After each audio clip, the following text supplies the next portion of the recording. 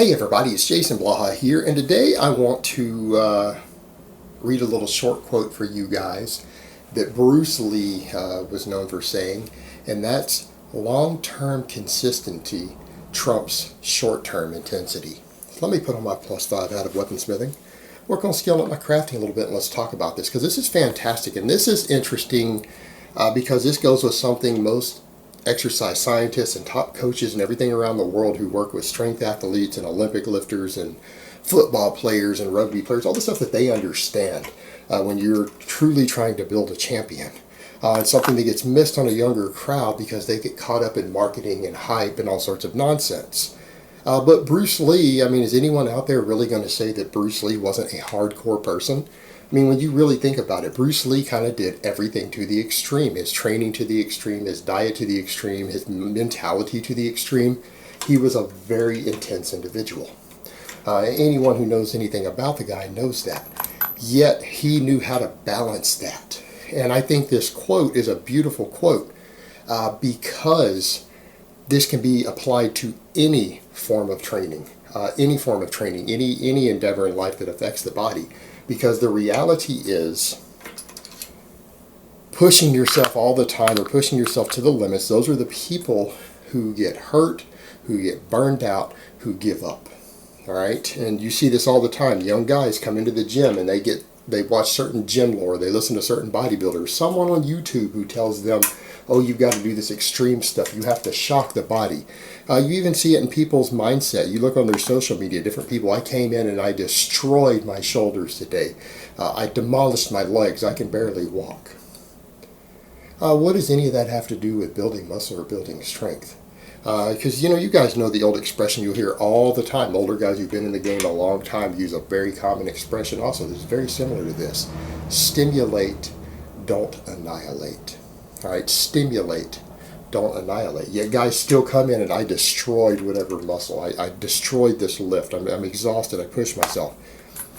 Yet plenty of champions around the world know that that's not necessary. Top coaches around the world know that's not necessary. So what did you do besides feed your own ego and possibly get less results? And what I mean by less results, this is where our ego gets in the way.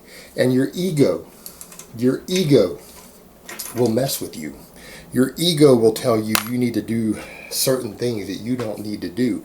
You're going to have other voices out there. Look how many people out there try to promote you need to come in and do this ultra bizarre method or an 8-hour arm workout, or you need to do a 4-inch range of motion rack pull with over double what you can deadlift, or come in and do 20 sets for this muscle group, taking everything to failure. It's got to be hardcore. Go hard or go home. Is that really how strength and muscle is built? Is that really the best way to build it? I don't think so. I think it's stimulate, don't annihilate. But it's your ego, and people put out that message, and it feeds people's egos. Feeds people's egos. Do you know the reality? Do you know how you get bigger and stronger? To do a little more than you did before.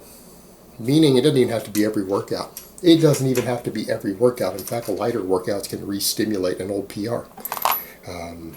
But it's just gradual progressive overload. That's the thing that we know about the human body. It adapts to small changes. How do you become a longer distance runner? Well, if you can barely run half a mile without running out of breath, run a half a mile.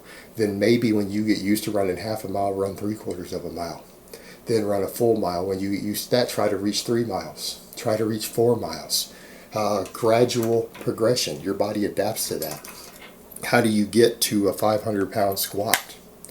Well, you got to get to a 300-pound squat first, then a 305-pound squat, then a 310-pound squat. Gradual progression. Gradual progression.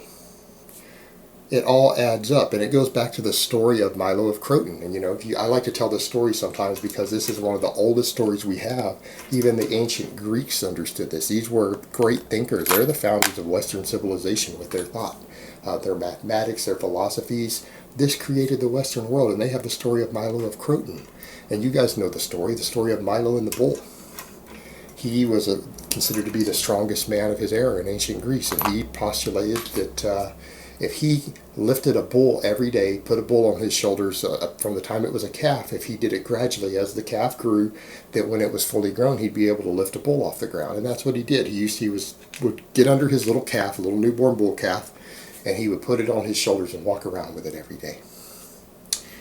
And as the calf grew, so did his muscles and so did his strength. And by the time the bull was a couple years old and a grown bull, he was able to get in front of the crowd of people, get under that bull and squat it up on his shoulders.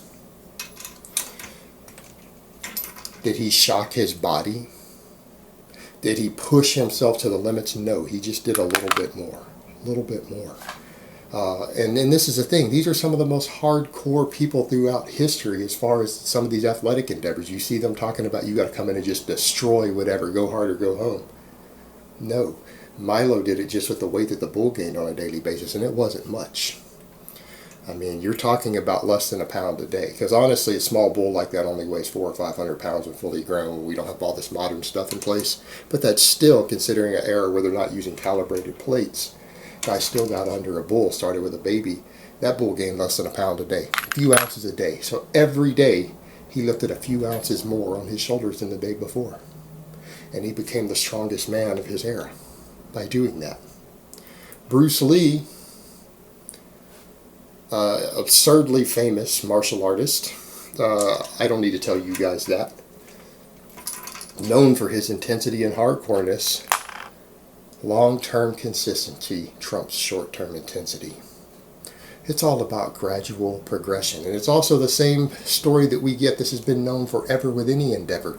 The tortoise and the hare story.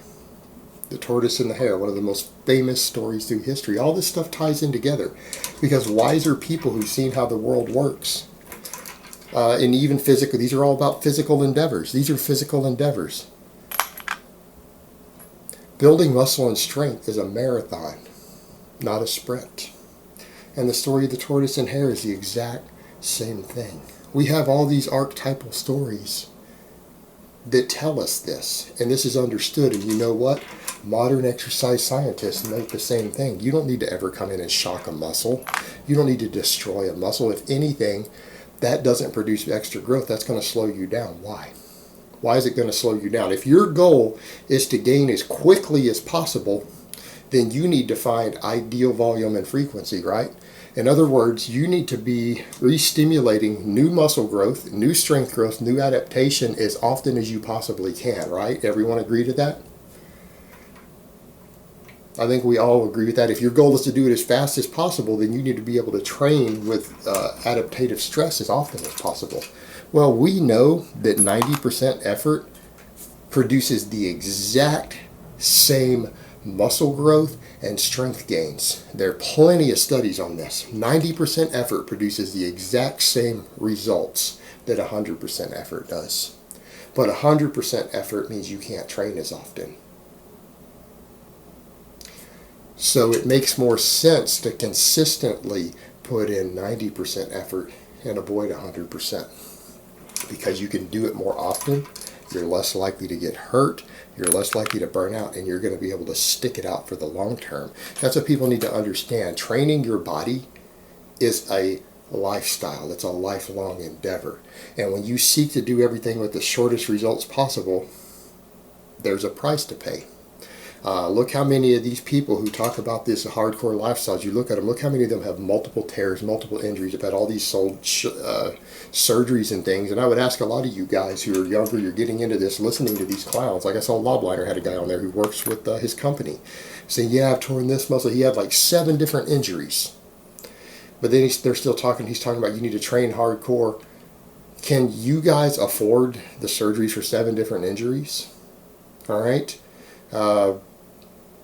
How much longer did it take this guy to get where he was because of the setbacks of these injuries than if he had not been injured at all? Because again, intensity leads to burnout, it leads to injuries, it leads to slower progression. It's consistently coming in, putting in the work, day after day, month after month, year after year. That's how you get your results. That's how you get your progress. Bruce Lee understood that. Milo of Croton and the ancient Greeks understood that. The people who have this originally told and retell the story of the tortoise and the hare, they understand that. Because the tortoise won the race in the end by just coasting and taking his time and being consistent while the rabbit burned out early in the race. Who won the race? Who got to the finish line? All right. Weight training is the same way. There's no difference there.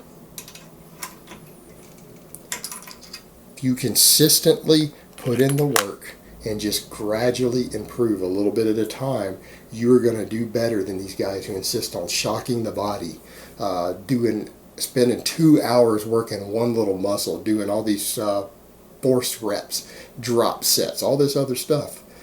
You come in and you consistently put in the work, you're going to get better progress over the next couple years than those people are. You're going to do so with less soreness. You're going to have better recovery.